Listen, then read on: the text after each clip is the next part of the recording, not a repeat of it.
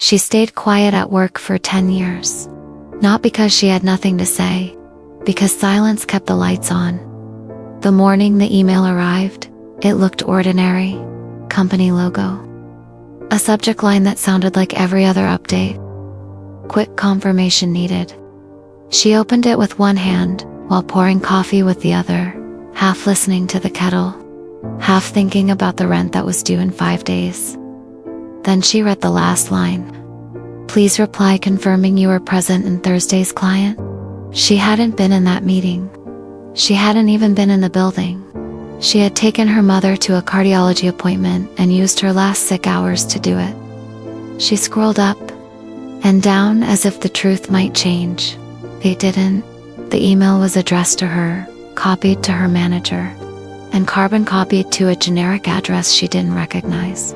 The request was simple. The consequences were not. Asha was 34, black, and tired in a way she never put. Tired like a decade of being useful but not seen. She had started as a junior coordinator at a mid-sized consulting firm and slowly become the person everyone relied on to make problems disappear. Calendars, contracts, travel, vendor messes, last-minute fires that didn't show up on org charts. People called her steady, low maintenance, a lifesaver. No one called her ready. It wasn't that the office was cruel.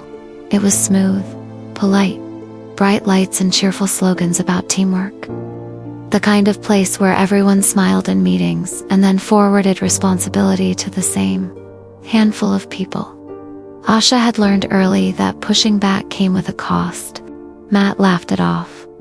After the meeting, her manager, Claire, pulled her aside and said, softly, like advice, you were right, but you made him look bad. Let's keep it collaborative. The word collaborative landed like a warning. Asha apologized to Matt even though she had done nothing wrong. After that, she stopped correcting people in public. Then she stopped correcting them at all. Her silence didn't feel like surrender. It felt like strategy. That was her flaw. She avoided conflict to survive. It helped her keep her job. It also trained everyone around her to treat her like a quiet piece of furniture. Useful, replaceable, easy to lean on.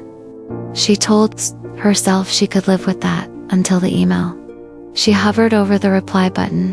One sentence could make the problem vanish. Confirmed. A simple lie stamped with her name, carried on servers, and backed up forever. She could already hear Claire's voice. It's just paperwork. It doesn't change anything. But Asha knew how paperwork worked. It made stories official. It made the record clean. Asha's name was the only one attached to the meeting. The generic address, elevator ping.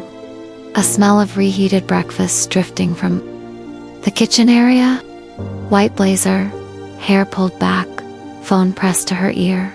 A silent reminder that Asha existed to make things easy. Asha waited until Claire disappeared into her glass-walled office. Then she opened her calendar. Thursday's client meeting had been scheduled at 2, but at 1:45 Asha had been in a hospital waiting room. She found the appointment confirmation in her phone photos. Date, time, clinic name. Proof. She should have felt relief. Proof didn't matter if no one wanted to see it. Proof only mattered if someone was willing to stand behind it. At 9:12, Claire messaged her, "Hey, need that confirmation? Quick." Asha's fingers hovered again. This was the moment her whole professional life had trained her for. Make it smooth, say yes. Don't be difficult. And this was the moment her life outside the office was demanding she stop. Asha's mother had raised her with small, blunt truths. Pay your bills, keep your promises, don't sign what you didn't do. It wasn't moral philosophy, it was survival. Asha typed, deleted, typed again. Hi Claire. I wasn't in the meeting on Thursday. I was out for a medical appointment. She stared at the sentence for a long time before sending it. When she finally hit enter, her heartbeat felt too loud for the office. 3 minutes later, Claire appeared. At her desk. Can we chat? Claire said, still smiling, but the smile didn't reach her eyes in Claire's office. The walls were decorated with framed awards and a photo of Claire shaking hands with a client on a golf course. Asha stood by the chair instead of sitting. She didn't know why. She just didn't want to feel anchored. Claire closed the door and lowered her voice. Asha, I saw your note. I appreciate the detail, but we need you to confirm presence. For the file. I can't confirm something that didn't happen, Asha said. Her voice stayed calm, but her hands had gone cold. Claire sighed, as if Asha had missed something obvious. Look, you're not in trouble. It's just that the client insists on documentation. If we don't provide it, it becomes a whole thing. Whole thing for who? Asha asked before she could stop herself. Claire's eyes flashed. For the team, there it was. The old script, team, collaborative, smooth. Asha swallowed.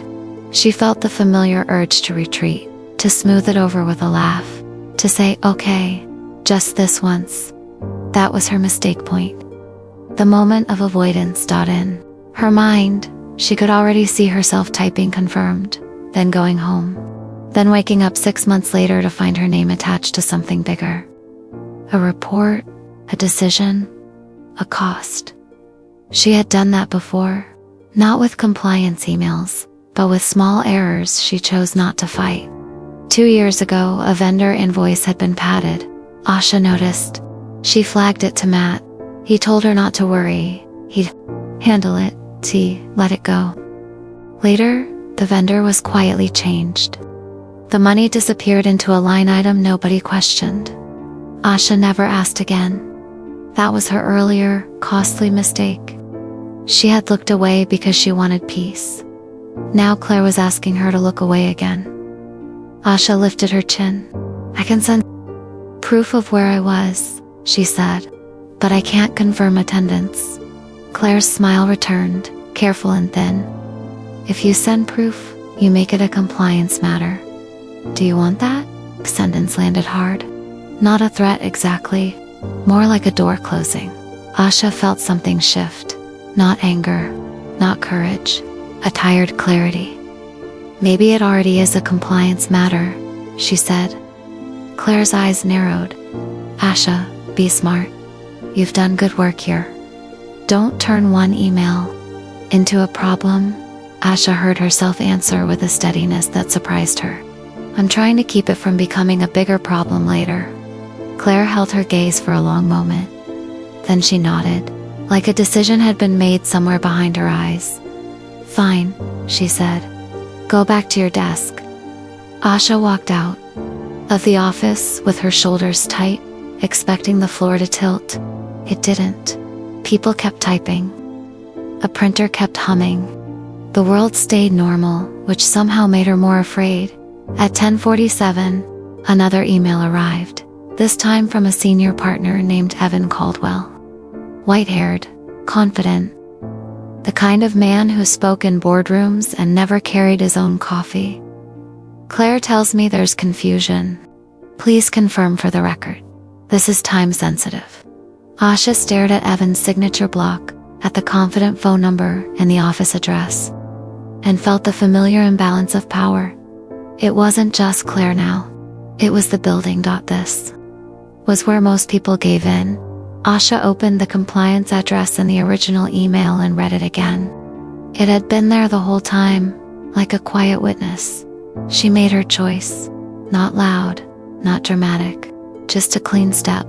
She wrote a short reply to Evan and Claire. I cannot confirm I was present. I was off-site at a medical appointment. I can provide documentation. Please advise how you'd like to correct the record. Then, without adding any extra commentary, she forwarded the entire thread to compliance, attaching the hospital appointment confirmation photo. Her finger hovered for a second. Over send. Then she pressed it. The room didn't explode. No alarms. No shouting. Just the soft whoosh of an email leaving her outbox, carrying truth into a place she couldn't control. For the next 2 hours, nothing happened. That silence was the worst part. It gave her mind room to punish her. She imagined being called into HR. She imagined being written up. She imagined Claire telling everyone Asha was difficult. She imagined her mother's worried face if Asha lost her job over a principal that didn't pay bills at noon. Her phone buzzed. A calendar invite appeared. Compliance review. 1:30 p.m. Conference room B. No explanation. Asha's mouth went dry. When 1:30 came, she walked to conference room B like someone walking into bad weather without an umbrella. Inside, 2 people sat at the table. One was a woman from legal, neat hair, calm eyes. The other was an older man in HR with a patient expression that looked practiced. Claire was not there. Evan was not there. The legal woman introduced herself. I'm Julia. Thank you for forwarding your concern. We're reviewing documentation related to Thursday's client interaction. Asha nodded, careful. I didn't want to cause trouble. I just couldn't confirm something that wasn't tea.